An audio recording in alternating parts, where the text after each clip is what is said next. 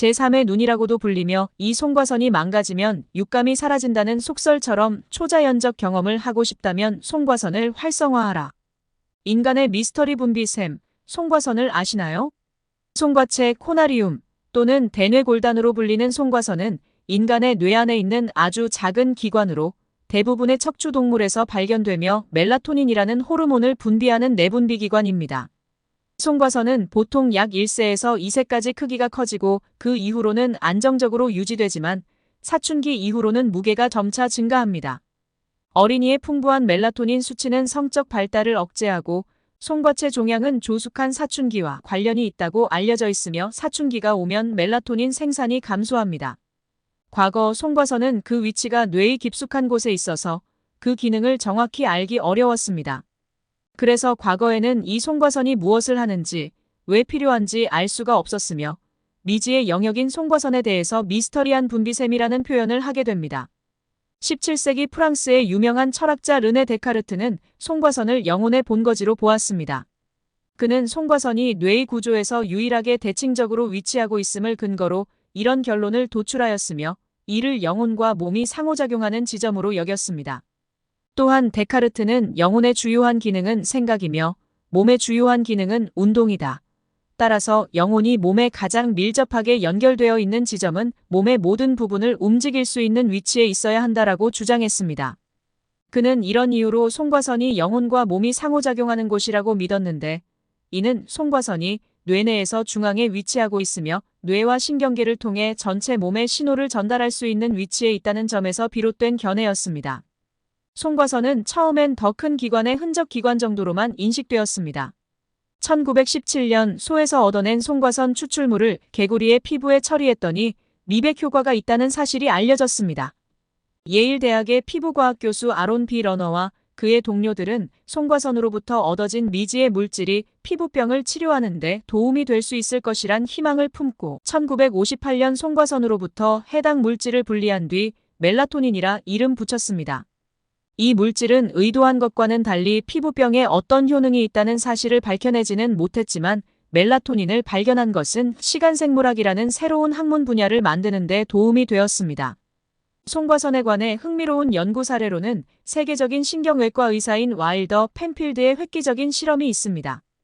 펜필드와 그의 동료들은 1930년대 몬트리올 시술로 알려진 혁신적인 수술법을 개발했으며 또 뇌전증을 수술하기 위해 국소 마취제를 사용하여 환자가 깨어있는 상태에서 뇌수술을 진행했습니다.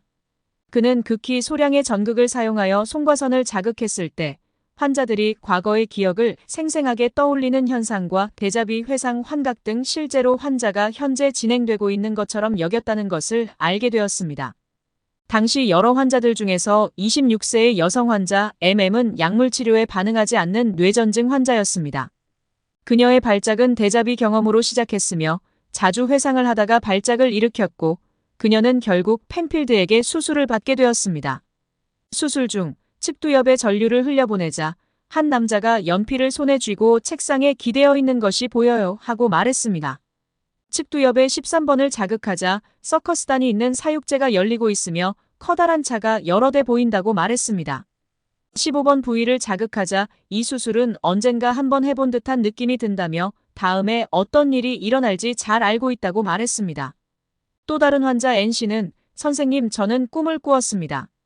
저는 한 남자와 대화 중이었고 제 겨드랑이에 책 한 권을 끼고 있었습니다. 남자가 저에게 책은 떨어지지 않을 테니 걱정하지 말라고 하더군요. 라며 본인의 경험을 담담하게 설명했습니다.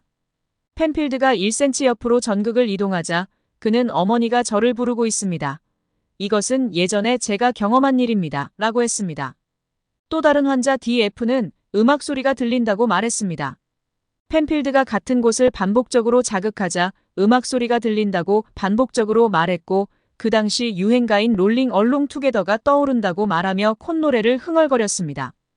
그녀는 그 곡을 떠올린 것이 아니라 실제로 그 곡이 들린다고 말했습니다. 이처럼 여러 가지 사례에서 보듯이 펜필드는 송과선을 극소량의 전기로 자극하여 뇌전증을 치료하기도 했으나 일부 환자들에게서만 효과가 있어 이 수술법은 곧 중단하게 되었습니다. 극소수 일부에서는 멜라토닌을 분비하는 송과선이 단군 신화 속에 나오는 곰에게도 영향을 끼쳤을 것이다라는 재미난 가설도 있습니다. 즉, 100일 동안 햇빛이 들지 않는 동굴에서 쑥과 마늘을 먹어서 사람이 된 과정이 멜라토닌의 분비와 관련이 있을 것이라는 주장입니다. 또한 2011년 7월 23일 영국 윌트셔 지역의 라운드웨이 언덕에서 크롭서클이 발견됐습니다. 그런데 이 크롭서클의 모양이 멜라토닌의 화학 구조와 정확히 일치했고 멜라토닌이 탄소 13개, 수소 16개, 질소 2개, 산소 2개로 이루어져 있다는 것을 나타냅니다. 그래서 일부에서는 이 크롭서클이 송과선의 비밀을 알려주기 위함은 아닐까 하는 한편의 추측도 있습니다. 송과선을 자극하여 활성화하는 방법을 연구하는 단체도 있습니다. 과학적으로 증명된 것은 아니지만 멜라토닌의 분비가 활발히 일어나는 새벽 1시에서 4시 사이가 송과선을 활성화시키기 좋다고 알려져 있습니다. 훈련 방법은 이렇습니다. 첫 번째로 앞전 효과를 이용하는 것입니다. 앞전기를 이용해 뇌에 있는 뇌척 수액이 송과선에 전하를 발생시켜 에너지를 전달하는 것입니다. 두 번째로 멜라토닌 분비를 활발하게 만드는 것입니다. 멜라토닌은 우리 뇌의 영양분 같은 역할을 하므로 뇌에 더 좋은 물질을 많이 만들어내어 질 높은 충분한 수면으로 뇌를 편안하게 하는 것입니다.